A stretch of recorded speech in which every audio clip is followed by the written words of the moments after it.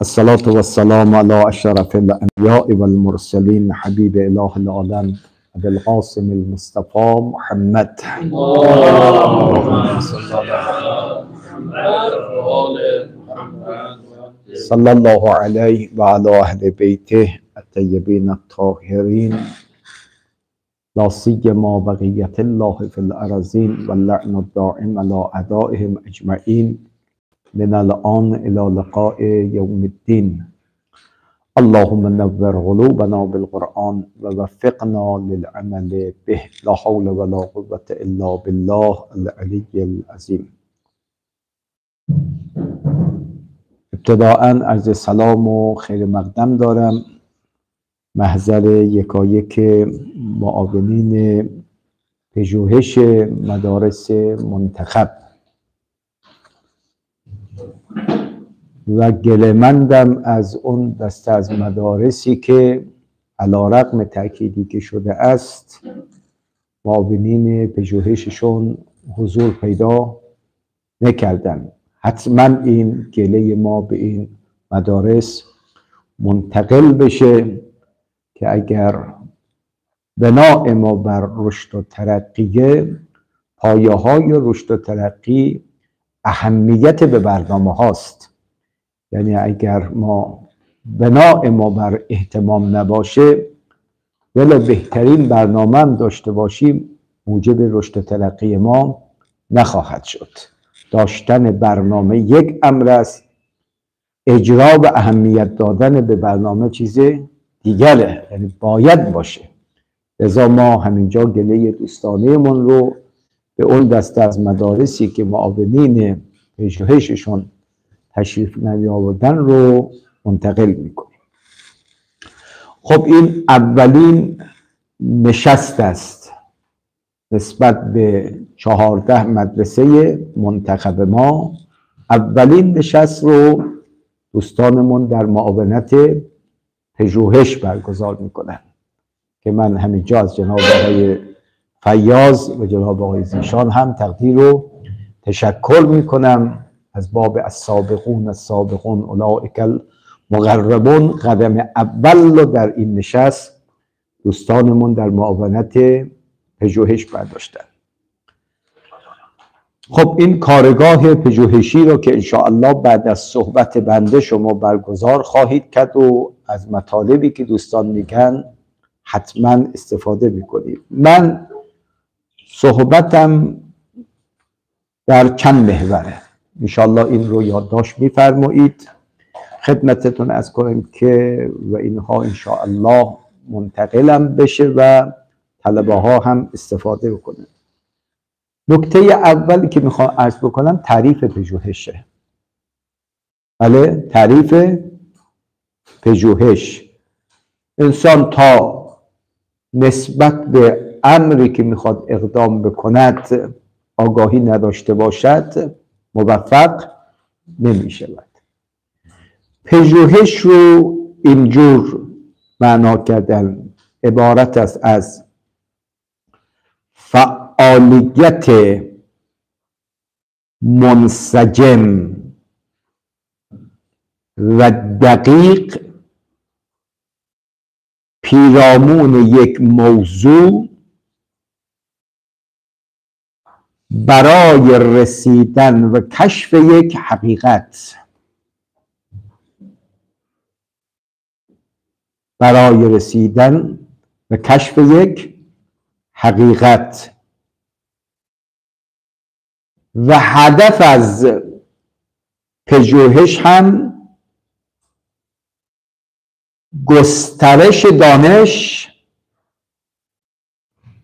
و کمک به جامعه هست. عنایت فرمودید. پس پژوهش حرف اولی که میزنه فعالیته، تلاشه، کوششه، به دنبال چیزی رفتنه. لولا کسی یک جا بنشیند روحایت غله ای رو فتح بکند غله فتح نمیشه. شد انسان هم اگر در میدان علم میخواد یه چیزی رو به دست بیاره، شرط اولش چیه؟ فعالیته. اما این فعالیت باید منسجم و منظم باشه. اینم قید دومه. امروز کار بکنم، یک هفته دیگر کارمو بذارم کنار. هر وقت حال داشتم، سرکیف بودم، دنبال مسائل برم، اما حال نداشتم دنبال مسائل نرم. نه، این فعالیت باید منسجم و منظم بوده باشه.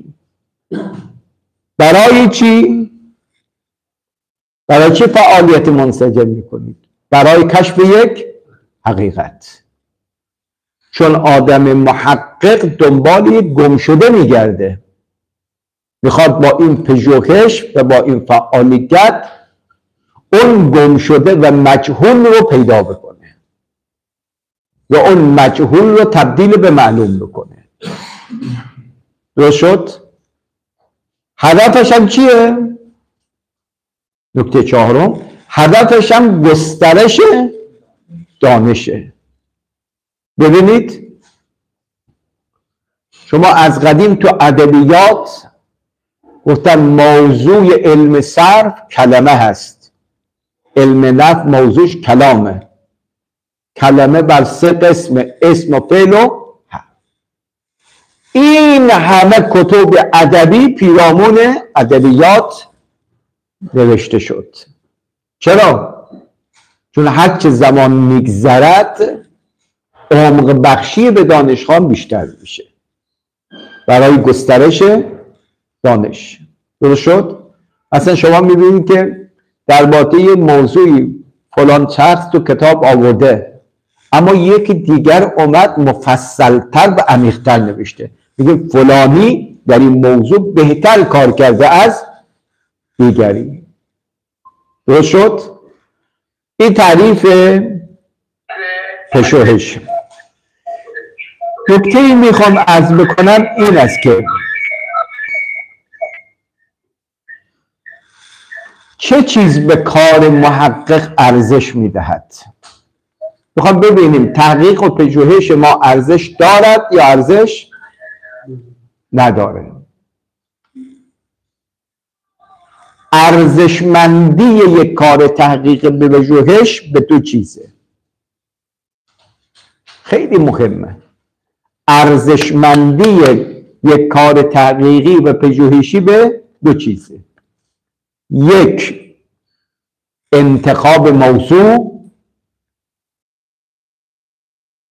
دیگری، نتیجه موضوع و آثاری که بر این موضوع مترتب میشه. درست شد؟ گاهی اوقات انسان موضوعاتی رو انتخاب میکنه، پیرامونش بحث میکنه، چندان مهم نیست، مورد نیاز نیست، مورد ابتلا نیست. یعنی خود نفس انتخاب موضوع به کار پژوهشی انسان جهت میده که از چه اهمیتی برخورداره. خب حالا این موضوع رو انتخاب کردی، چه آثار و برکاتی برای جامعه دارد؟ چه مشکل از مشاکل جامعه رو حل می کند؟ چه آثار مثبتی داره؟ پس انتخاب موضوع و آثاری که بر موضوع مترتب می شود اهمیت تحقیق ما رو بالا می برد. من مثال زدم. گاهی اوقات موضوع تحقیق یک محقق سلامت جسمی مردمه. بله؟ اینجا علم پزشکی مطرح میشه. یک پزشک میره در زمینه سلامت جسمی مردم کار میکند. پس موضوع چه میشه؟ سلامت جسم. آثار و برکاتی هم که بر این مترتب میشه. لذا میگیم علم پزشکی، انسان هر چه در رابطه با این موضوع تحقیق بکنه ارزش داره. چرا؟ چون سلامت جسم جامعه رو تامین میکنه. گاهی اوقات موضوع تحقیق یک محقق اقتصاد مردمه. بله؟ میگه من کاری میخوام بکنم که اقتصاد مردم درست بشه، مردم در یک رفاه نسبی قرار بگیرن. خب چه کار بکنم؟ میگم کشورم از منابع خدادادی برخورداره، اما مردم من به نان شب محتاجن. چه کار بکنیم از این منابع خدادادی این فقر و فلاکت رو از مردم برداریم؟ یکی میاد تحقیق میکنه تو مسائل اقتصادی، بله، میگه نیروی کار من که دارم، این همه جوان، منابع هم که داریم، چرا بس ما هنوز در حالت فقریم؟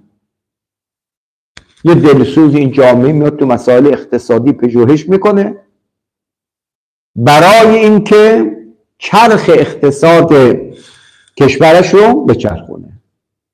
خب این موضوع، اونم آثارشه. ارزش موضوع ارزش کار تحقیق رو هم نشون میده. گاهی اوقات موضوع یک محقق سیاسته، بله، چگونگی درست اداره یک کشوره. میگه من چه کار بکنم که کشورم در عین حالی که رابطه با دیگر کشورها دارد اما مستقل باشد، به هیچ کس اجازه دخالت تو کشورمون رو ندهیم. این میشه موضوع تحقیق و اهمیتش به خاطر این موضوع و آثاری که بار میشه. اما اونی که مربوط به ما میشه، گاهی اوقات موضوع تحقیق یک محقق سعادت دنیا و آخرت مردم و دینداری مردمه. بله؟ پس موضوع چیه؟ دیندار شدن مردم. همه انبیا آمدن برای همین. اولین شعارشون بود قولوا لا اله الا الله تفلحوا. تو شد؟ پس موضوع دیندار شدن مردمه. من چه کنم مردم جامعه ما دیندار بشن؟ خب وقتی جامعه دیندار بشه پزشکیش درست میشه. دیگه پزشک به طمع پول مریض رو نمیپذیره. بله؟ تو ایران ما یه چیزی دارن مصطلح شده به نام زیرمیزی. چی؟ زیرمیزی. یعنی پزشک اول میگه یک پولی به من بده تا من نوبت بهت بدم. نه، اگر اون پزشک ما دیندار بشه پزشک ما هم درست بشه، اقتصاد ما هم درست میشه، سیاست ما هم درست میشه. خدا رحمت کنه شهید مدرس این ایام سالگرد شهادتشون هست، جهت شادی روحشون یه صلوات بفرستین.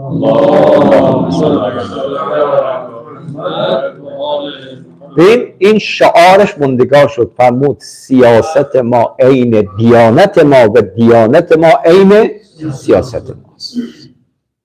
درست شد؟ پس اگه دینداری باشه اقتصاد درست میشه، پزشکی درست میشه، سیاست درست میشه، فرهنگ درست میشه. پس بنابراین کاری که بر عهده علماء دین است، پژوهشی که علماء دین میکنن، پایه، اساس و مادر همه پژوهش هاست. چرا؟ چون ما هم میخوام پژوهش کنیم برای چی؟ دیندار شدن مردم. در سایه دین هم سعادت دنیا به دست میاد هم سعادت آخرت، چون به ما اینو میگه ربنا آتنا فی الدنیا حسنه و فی الاخرت حسنه. این در سایه دینداری هم دنیا زیبا میشه و هم آخرت. چرا دنیای فعلی ما بسیار نازیبا شده؟ بله، هر روز میشنویم گوش و کنار دنیا این تعداد افراد بیگناه کشته میشوند، چون سیاست ما عین دیانت نیست. دیانت ما هم عین سیاست نیست. و شد پس ارزش کار یک پژوهش برمیگردد به موضوع پژوهش و آثار و برکات. موضوع پژوهش حوزویان حول حوش دین باید باشه، دینداری باید باشه. چرا؟ چون اگه این موضوع به درستی تحقیق بشه آثار و برکات فراوانی داره. پس خلاصش بکنیم، آثار و برکات دینداری بله دنیای زیبا و آخرت زیبایی باشه. این محور اول ارزم، این معنای پژوهش. پس پژوهش ارزشمند، موضوعش مهم، مورد نیاز باشه، به این موضوع دارای آثار و برکات باشه. هرچه موضوع مهمتر عمیق‌تر باشه آثار و برکاتش هم بیشتر. آقا آثار و برکات دینداری اونقدر مهمه که پیغمبر رو میکنه به افراد، به جامعش، میگه شما در برابر این کاری که من کردم بله چیزی به عنوان اجر نمیتونید به من بدید. قل لا اسألکم علیه. چرا؟ چون آیات روایت دیگه میگه، مرحوم علامه طباطبایی تو تفسیرش میگه اون چی که مردم بخوان در قبال این کار معنوی که پیغمبر انجام داده قابل بله این که به عنوان اجر باشه نیست.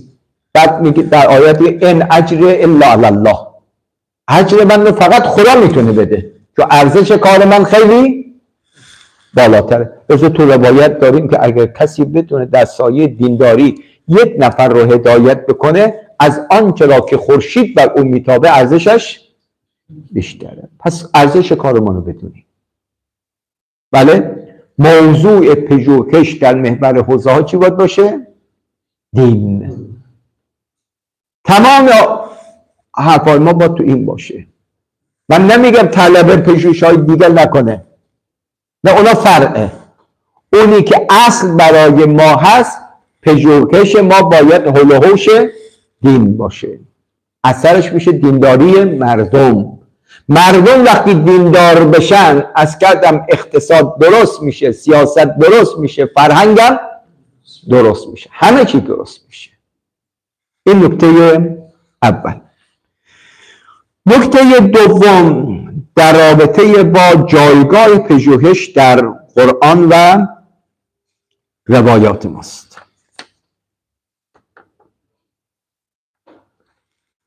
اولین نکته‌ای که میخوام عرض بکنم، خیلی دقت بکنید.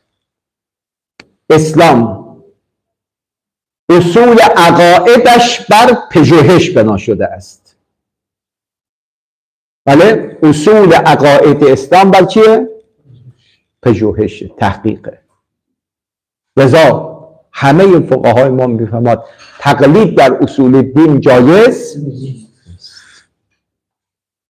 بله، در اصول دین تقلید جایز نیست. یعنی چی؟ یعنی خودت برو تحقیق بکن، بله، برس که خدایی وجود دارد موحد بشو. خودت برو تحقیق بکن، باور پیدا بکن به معاد. خودت برو تحقیق بکن که اگر ما بخواهیم مبدأ و معاد ما درست بشه نیاز به یک واسطه داریم به نام نبی.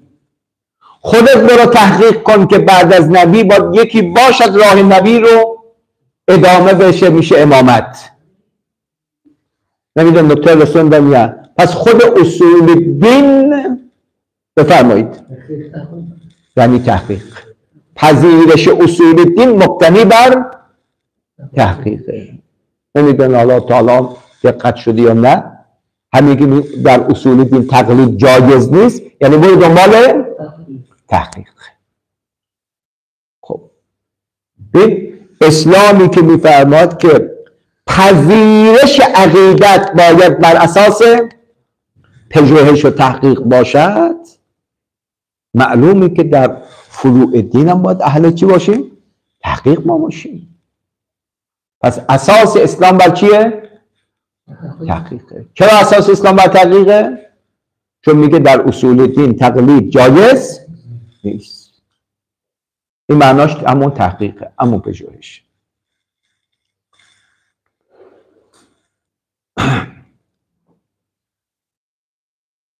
مطلبی که باز اهمیت تحقیق رو از نگاه قرآن میکنم، دعوت قرآن و روایت به پژوهش. این خیلی مهمه. دعوت قرآن به تحقیق و پژوهش. دو جور دعوت میکنه اسلام ما رو به پژوهش. یک، اینا میگم دقت بکنید، یک پژوهش گفتاری. پژوهش گفتاری. اولین آیه‌ای که بر پیغمبر نازل شد چیه؟ اقرأ بسم ربک. اولین آیه امر به قرائت و خوندن و تحقیق کردن. اقرأ، بخوان. چی بخوانم؟ بسم ربک. گاهی اوقات دعوت اسلام به پژوهش دعوت عملیه. آیات فراوانی داریم که سیر و فل ارض. شد سیر و فل ارض. چرا سیر و فل ارض؟ نه، بعضی داره که فنظرو. این سیری که در ارض میکنی همراه با دقت باشه. فنظرو. این فنظری رو تحقیق کنید. بعضی ها چشم و گوش بسته میره مکه، چشم و گوش بسته برمیگردن. چرا؟ چون سفرشون همراه با نظر و تحقیق و دقت نیست. اما یکی یه بار رفته عتبات، یه بار رفته مکه، ماشاءالله مثل علامه دهره، چنان از رید و بند مسائل مکه و مدینه میگه، خیال میکنه اهل مکه و مدینه است. مسجد النبی این خصوصیات داره، مسجد الحرام اینو داره، فلان جا اینه، کوه احد کجا بوده، فلان. میگه یک سفر رفتم همه اینها رو چا کردم؟ چون اهل تحقیق بود. دقت کردید؟ اهل تحقیق بوده. بعد آخرشو میگه فاعتبروا، عبرتاً بگیرید. فانظروا کیف کان عاقبة المکذبین. دقت کردید؟ این سیر و فل ارض دعوت اسلام به چیه؟ پژوهش و تحقیقه. تو این پژوهش عملیه. پس اسلام هم دعوت میکنه به تحقیق عملی، هم ما رو دعوت میکنه به پژوهش گفتاری و غیر عملی. نکته دیگه در همین محور دوم، نکوهش از عدم تحقیق. چه دینی ما داریم؟ افتخار بکنیم. نکوهش از عدم تحقیق. مذمت میکند کسانی که اهل تحقیق نیستن. مذمت کیا؟ نه پیروان خودش. مذمت میکند از مخالفین خودش که چرا بدون تحقیق در رابطه با اسلام قضاوت میکنید. بله؟ چرا بدون تحقیق؟ یا آیه رو گوش بدید. سوره محمد صلی الله علیه و آله و سلم آیه 28. افلا یتدبرون القرآن. آیا این دشمنان قرآن و دشمنان پیامبر، دشمنان دین، آیا اینا تدبر در قرآن؟ چرا تدبر در قرآن نمی کنه؟ تدبر همون تحقیق دیگه. بعد پشت سر میگه ام علی قلوب اقفالها، کسانی که اهل تحقیق نیستن این قلبهاشون قفل زده شده، باید این قفل دلها را چه کنن؟ باز بکنن تا حقایق در اونها بنشینه. و چطور این قفل دلها باز میشه؟ با تدبر، با تحقیق. پس قرآن دعوت به تحقیق میکند و کسانی که اهل تحقیق نیستن هم چه میکنه؟ مذمت میکنه. طرف 50 سال تو حوزه است، 40 سال تو حوزه است، 30 سال تو حوزه است، هنوز اولیات و مسائل دین دستش نیست. چرا؟ چون خودش سرگرم کرده به مسائل روزمرگی. بله؟ اولیات مسائل دین دستش نیست، معارف قرآن دستش نیست، چون اهل تحقیق و اهل زحمت نیست. همیشه خیال دوست داره سر سفره آماده بنشینه و از ختم غذایی که دیگران آماده کرده تناول کنه. خودت تو چرا نمیری؟ بله؟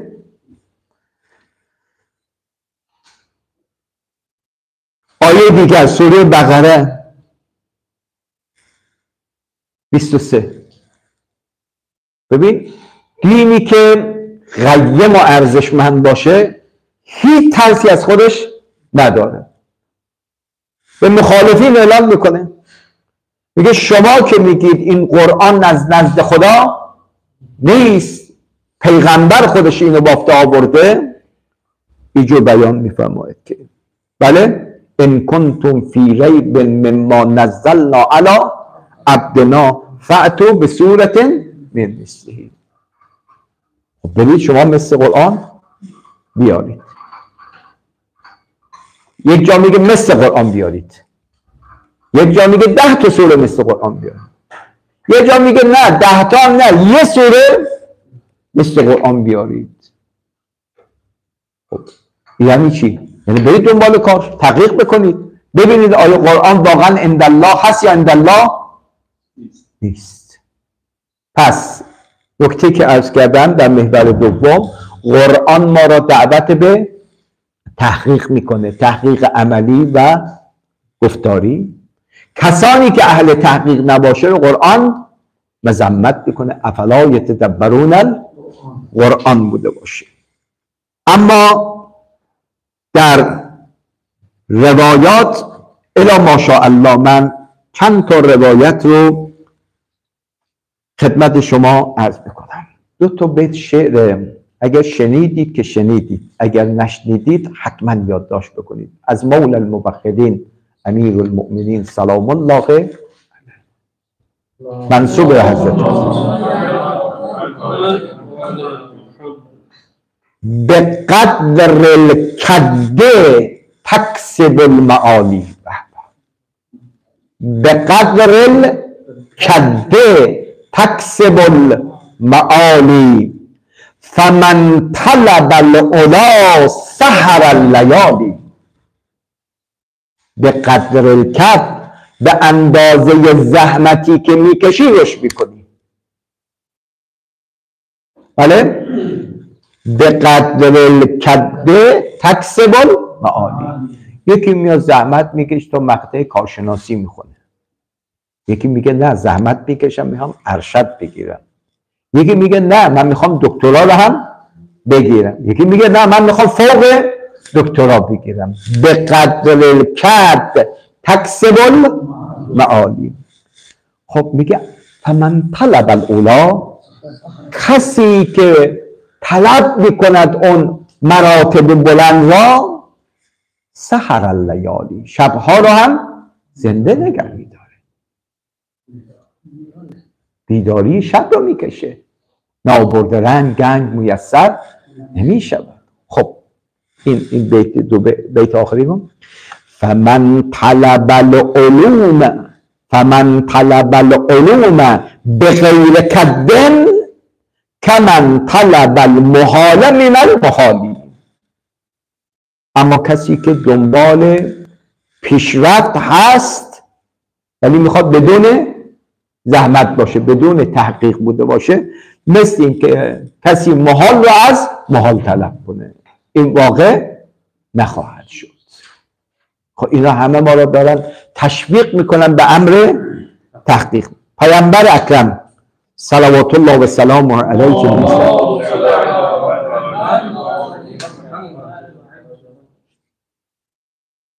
القلم من الله نعمة عظیمة. میفرماد که قلم از ناحیه خدای متعال است، یک نعمت عظیم. پس پژوهشگر باید قدر کار خودشو بدونه. بعد فرمود ولولا القلم، نوت کنید، ولولا القلم، اگر پژوهش نباشد، لم یستقم الملک و الدین، نه از سیاست دیگه خبری هست. سیاست دیگه میشه دغل‌بازی. اگه سیاست بخواد سیاست باشه، به برکت قلم باید باشه، تحقیق باید باشه. و دین، دین هم دیگه اسم دین وجود داره، از حقیقت دین دیگه خبری نیست. مگه این شعار امام حسین نبود الا ترون ان الحق لا یعمل به والباطل لا یتنا؟ از دین فقط اسم دین مونده، پستین دین مونده، از حقیقت و روح دین دیگه خبری نیست. خب کی از حقیقت دین خبره؟ قلم باشه. پیغمبر میفرماد القلم من الله نعمة عظیمة ولولا القلم لم یستقم الملک و الدین. دیگه چی؟ ولم یکن عیش صالح، دیگه زندگی گوارا هم وجود نداره. شما الان خیال میکنید تو قبر زندگی وجود داره؟ بله، زندگی صالح اونی که امیرالمومنین فرمود وقتی دنیای غم بیرون منزل و سینم میومد، وارد خانه میشدم، غم عالم از سینم برطرف میشد. همه چیز این میشه زندگی صالح. ما الان نه زندگی سالم داریم نه صالح. دقت کنید دو چیز رو، نه سالم داریم نه الان بهداشت برای یه عده خاصه. خیلی ها از سلامت بهداشت چی هستن؟ محروم هستن و بالاتر از سالم صالح هست. آرامش هم تو زندگی نیست. باز رسول خدا عزیزان، این حدیث امروز اولین بار دیدم. سعی بکنیم یه تحقیق از خودمون داشتی باشیم. روایت خوش بریم. پیامبر اکرم فرمود المؤمن اذا مات و ترک ورقة واحدة علیها علم، انسان بمیره یک ورق، بله، از خودش یه ورق ازش بشونه و تو همون یک صفحه علم نافع باشه. این عجیبه. یعنی کسی تحقیق بکنه، نتیجه تحقیقش یک صفحه مطالب مفید بوده باشد، تکون تلک الورقه یوم القیامت، بله، تکون تلک الورقه یوم القیامت سترا فیما بینه و بین النار. خدای متعال همین یک ورق را تکون تلک الورقه یوم القیامت سترا فیما بینه و بین النار، پرده میشه بین صاحب قلم و آتش جهنم. او خوب همینقدر نخیر. و اعطاه الله تبارک و تعالی، و اعطاه الله تبارک و تعالی لکل حرف مکتوب علیها مدینة. الله اکبر. یک صفحه نوشتی، یک صفحه میشه چند کلمه، هر کلمه میشه چند تا حرف. نمیگه به خاطر هر یک خط، نمیگه به خاطر هر یک کلمه، نه، به خاطر هر حرفی که در اون ورقه نوشته خدا یک شهر میده، یه مدینه بهش میده، یه شهر بهش میده. اندازه این شهر چی؟ اندازه دهلیه؟ لکنوه؟ میگه نه، یه شهری که بهش میده اوسع من الدنیا 7 مرات، 7 برابر دنیا میباشد. یعنی الان دنیایی که ممکنه 8 میلیارد افراد توش زندگی میکنن، بله، به خاطر هر حرفی که نوشتی یه شهری بهت میده 7 برابر وسعت دنیا. برای کی؟ برای کسی که اهل تحقیق باشه. منتها پیغمبر می ورقتا واقعه علیها علم، نه سیاه‌نویسی بکنه. الان بعضی از کتاب ها آدم میبینه طرف زحمت کشیده آورده فقط همینجور سیاه کرده، کل 100 صفحه رو وقت بکنی شاید 2 صفحهش هم مفید نباشه. این کلمه ورقتا واحدتا علیها علمان معنا داره. علیها علمان یعنی واقعا یک صفحه دنیا چی داره؟ مطلب داره. الان نگاه کنید، اما 2 بیت شعری که از علی علیه السلام خوندید 2 بیت شعره، اما دنیایی چی داره؟ مطلب داره. به خاطر هر یک حرف خدا یک شهری بهت میده که این شهر 7 برابر وسعت دنیاست. کم نیست آقا. خب آخرین نکته رو هم بگم و بحثات دام کنم. پژوهشگران تاریخ اسلام، بله، ما باید به مفاخر خودمون افتخار بکنیم، واقعا به اون افتخار بکنیم و دعا بکنیم براشون. من نوشتم اولین محقق ها خود معصومین علیهم السلام بود. الان شما نهج البلاغه رو دارید، صحیفه سجادیه را دارید. این آثاری است که حضرات معصومین از خودشون به جا گذاشتن.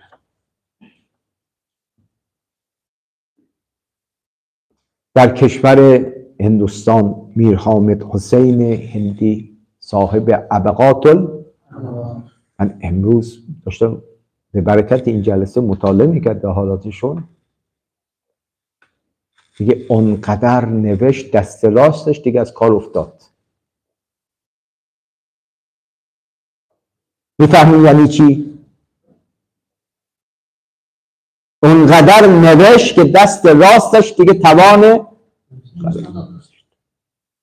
با دست چپ و دست راست هم افتاد.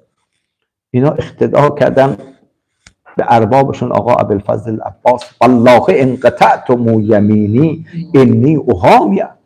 ای قلم، حالا که دست راست من گرفتی اما دست چپ هنوز داره. با دست چپ نوشت، میگه دست چپش هم از کار افتاد. میگه اواخر این قلم رو میذاشت تو دهان، با دهان مینوشته. این جهت ابقات الابرار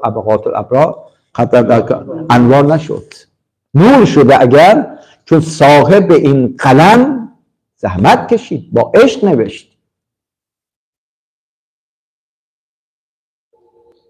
شیخ عباس قمی رضوان الله تعالی علیه 60 جلد کتاب نوشت، اما بزرگان ما صداقت و اخلاص داشتن. میگه من کتاب منازل الاخره رو که نوشتم، این خاطرم قشنگه، منازل الاخره رو که نوشتم این کتابی در رابطه با معاد خیلی خوبه. میگه یکی از منبری ها این کتاب رو میبود بالای منبر میخوند، پدر منم میاد پای منبرش مینشست. یه روز اومد گفت آشیخ عباس. گفت یک منبری روزها یک کتابی رو میبره بالای منبر میخونه، چه مطالب مفیدی داره. گفت اسم این کتاب نمیدونی چیه؟ گفت گفته منازل پدر نمیدونه این کتاب مال پسرشه. گفت خدا خیر بده هم به اون گوینده و هم صاحب کتاب. گفت من دوست دارم تو هم بیای تو از این مطالب کتاب استفاده کن. نگفت بابا این کتاب رو من خودم نوشتم. منازل الاخره نوشته. شیخ عباس قمی اینا از مفاخر محققین جهان تشیع هستند. علامه امیلی صاحب القدیر دقت کردید؟ خب اینا ما برای ما الگو هستند. علامه مجلسی بله علامه آیون بزرگوار علامه مجلسی یک کتابش بهار الانوار 110 جلده. آقا یک نفر نوشت اونم یه عنوان شده بهار الانوار. من به جرئت میتونم بگم قاطبه طلاب ما حتی این 140 جلد 110 جلد به یک بار ورق نزده باشن تا چه رسد که مطالعه کرده باشن. خب فردا آقای مجلسی از ما شکایت نمیکنه، میگه من زحمت کشیدم 110 جلد کتاب نوشتم، تو زحمت مطالعه رو به خودت ندادی. محمدون ثلاث کتب اربعه که نوشتن، بله، مرحوم کلینی، شیخ توسی، شیخ صدوق رضوان الله تعالی. پس بیاییم ما هم در زمره محققان پژوهشگران قرار بگیریم، دست دیگران را هم بگیریم، طلبه ها را هم تشویق کنیم که به سمت پژوهش و تحقیق بریم. عزیزان نگیم نمیشه، نه، از همین هندوستان، از همین اوضاع انسان ابقات الانوار نوشته شده توسط میرحامد حسینی. چرا؟ چون عشق داشت، چرا؟ چون اخلاص داشت، چرا؟ چون ایمان داشت. از کردن دستش از کار میافتد اما دست از هدف بر نمیداره. چرا؟ میگه میخوام خدمت به اهل بیت بکنم، خدمت به دین بکنم، باید ابقات الانوار رو بنویسم. انشاءالله این جزء باقیات صالحات شما میشه. چرا؟ پیغمبر فرمود مداد العلماء افضل من دمائش شهدا. چرا؟ اون خون داره میده اما بعد میگه کار تو از اون بالاتره. چرا؟ چون مداد علماست که مجاهد درست میکنه. بله، مجاهدان فی سبیل الله پای منبر این علما درست شدن و حاضر شدن به جبهه برن. به برکت مطالعه کتاب علما مسیرشون را انتخاب کردن. پس مداد العلماء افضل من دمائش شهدا. خواهشی که من از شما معاونین پژوهش داریم اینی که امروز این کارگاه پژوهشی که انجام میگیره یک ایجاد شوق و انگیزه ای ما میخوایم و تعهدی در شما ایجاد بشه. انشاءالله امر پژوهش رو در مدارس جدی بگیریم، یعنی طلبه ها رو از همون ابتدا بله بکشون تو وادی پژوهش. من حتی میگم طلبه سال اول رو میتونیم پژوهش وارد کنیم. چجوری؟ من بعضی مدارس رفتم گفتم استاد میاد میگه فعل ثلاثی مجرد 3 تا وزن دارد ماضیش، فعله، فعله، فعله. بله، این امروز درس داد دیگه به طلبه های سر کلاس خود بگه امروز هر کدوم شما موظفین 10 صفحه اول قرآن سوره بقره رو بله بخونید، این 3 تا وزن رو استخراج بکنید، بعد بگید کدوم آیه است به کدوم صفحه قرآن است. این خودش تحقیق دیگه. بله، روح تحقیق رو بعد یواشاش که صرف خونده با آقا یک تحقیق در رابطه با فعل شما بنویسید. این چه خدا میگه فعل بر 3 قسم است. دقت کردیم؟ ثلاثی، رباعی، هر کدام یا مجردن یا مزید میشه 4 قسم. بعد فعل ثلاثی مجرد بر چند وزن میاد، مضارعش چند وزن. من خودش وقتی صرف رو تمام کرده ازش بخوای یک تحقیقی در رابطه با فعل بکنید 50 صفحه مطلب برات می‌نویسه. ایشون اگه پایه دوم سال دوم بیاد تحقیقش بیشتر و عمیق‌تر نمیشه؟ سال سوم چی بیشتر نمیشه؟ یواش یواش ایشون رو تو خطبه نهج البلاغه ببریم. بله؟ مثلا امیرالمؤمنین در خطبه متقین چند صفت متقین رو گفته، شما چند تا رو انتخاب کنید پیرامون اینا مطلب بنویسید برای ما بیاریم. این روح تحقیق رو در طلبه هامون زنده کنیم، تقویت بکنیم. این وظیفه شماست. یعنی عزیزانی که به عنوان معاونت پژوهش مسئولیت قبول کردید، باید بر اساس مسئولیت هم انسان بفرمایید. این جمله یادداشت بفرمایید، به عنوان یادگار از بنده داشته باشید. پژوهش در علوم دینی هم فضیلت است و هم ضرورت. چه عرض کردم؟ پژوهش در علوم دینی هم فضیلت است و هم ضرورت. چرا؟ چون هم بینش آفرین است و هم دانش افزا. دانش رو زیاد میکنه، هم بینش آدم رو قوی میکنه. بله؟ پس هم فضیلت است چون کار دینیه و هم ضرورت داره چون با پژوهش من ناآگاه ها آگاه میشن. بله؟ هم بینششون عمیق‌تر میشه، دینداریشون عمیق‌تر میشه و هم دانششون هم بیشتره. پس آخرین حرف من این شد، پژوهش در علوم دینی هم فضیلت و هم ضرورت. چرا؟ چون گفتیم هم بینش آفرینه و هم دانش افزاست. مجددا مقدم همه شما عزیزان رو گرامی می‌داریم. این نشست اولین نشست نمایندگی المصطفی است که به معاونت پژوهش شما هم انتظار داریم پیگیر باشین. یعنی این اولین جلسه و آخرین جلسه نباشه. ما انتظار داریم دوستان معاون پژوهش کردن گزارش بدن به جناب آقای فیاض که آقا ما بعد از جلسه‌ای که در نمایندگی داشتیم این کارهای پژوهشی رو تو مدرسه داریم. الان یکی از کارهایی که شما میتونید انجام بدید، اساتیدی که دارین فاضل هستن اما اهل قلم نیستن، خب یک کارگاه میتونیم براشون بگذاریم، کارگاه پژوهشی. چجوری مقاله بنویسن، چجوری کتاب بنویسن. دقت فرمودید؟ این ما آمادگی داریم.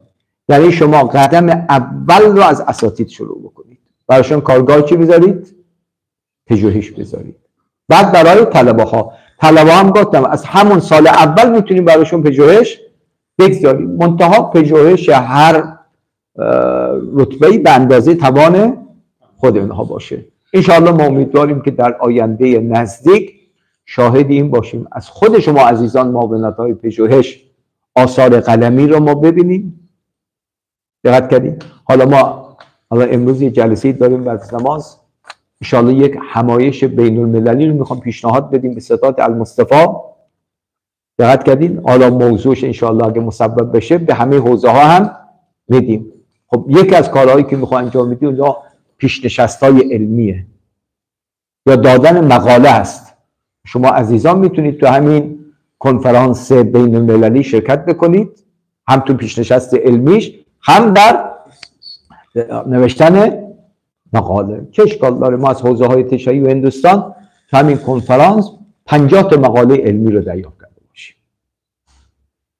سابقا کنفرانسی که اینجا میگرفتن بین المللی هم بوده، فقط 2-3 ساعت می‌نشستین چند تا سخنرانی اسمشو می‌ذاشتن کنفرانس بین المللی. نه، کنفرانس بین المللی واقعی کلمش قبل از کنفرانس پیشنشست‌های علمی باشه، قبلش مقالات بیاد، مقالات برتر ما داشته باشیم، این مقالات برتر بیان تو اجلاس ارائه بدن، ان شاءالله یک خدمت چهره علمی زیبا از حوزه های تشیع هندوستان رو ما به مجامع علمی نشون بدیم. از اینکه زحمت کشیدید، دعوت معاونت پژوهش رو قبول فرمودید، راههای طولانی آمدید، صمیمانه تقدیر و تشکر میکنیم. مجبور باشید مجددا گله خودمون رو از اون دسته از معاونت پژوهشی که البته اونایی که عذر داشتن که معذور بودن، اما اونایی که به این بهانه که راه دور است و سخت است و فلان، نه، اگر ما سختی ها رو تحمل نکنیم رشدی هم در کار نیست. به فرموده امیرالمومنین به قدر الکد تکسب المعالی و من طلب الاولا سحر اللیالی. و ما میگیم فمن طلب الاولا، سختی این راه ها را باید بکشیم، یه مقدار زحمت به خودمون بدیم. و السلام علیکم و رحمت الله و برکاته. چرا؟ سندشو من تون با عجله بود نوشتم، میتونه براتون بیارم، مشکل نداره. اشعار دیوان منسوب امیرالمومنین. بله بله چشم.